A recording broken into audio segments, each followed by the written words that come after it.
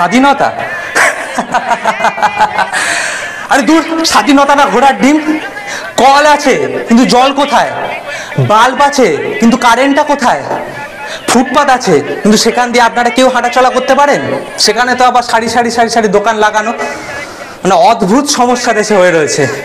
Train আছে কিন্তু ticket হচ্ছে ওয়েটিং লিস্টে, যদিও টিকিট কনফার্ম হয়ে যাবে কিন্তু ট্রেন আবার ক্যান্সেল। হাসপাতালে যাবেন তো বেড খালি নেই, বেড যদি খালি পেয়েও যান ডাক্তার নেই। কেন হয়েছে, কি জন্য হয়েছে সেটা যে কেউ জানবে তাও নেই। কারোর কাছে কমপ্লেন করতে যাবেন, শোনার কেউ নেই। অথরিটির কাছে যাবেন, সোজা পাঠিয়ে দেবে নেতার বাড়ি।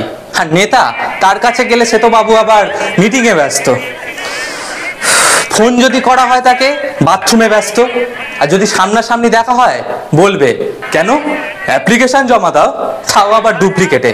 তারপর সেই অ্যাপ্লিকেশন ঘুরবে ঘুরবে, ঘুরেই যাবে।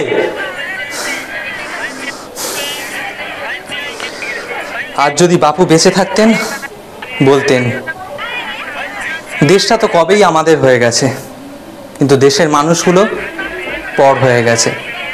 ঘুষ দাও, এক্সট্রা টাকা দাও, তো সব কাজ তোমাদের। The physicians who are responsible to provide free medical care, they are also taking money from the suffering people, and this is the main problem in this corruption.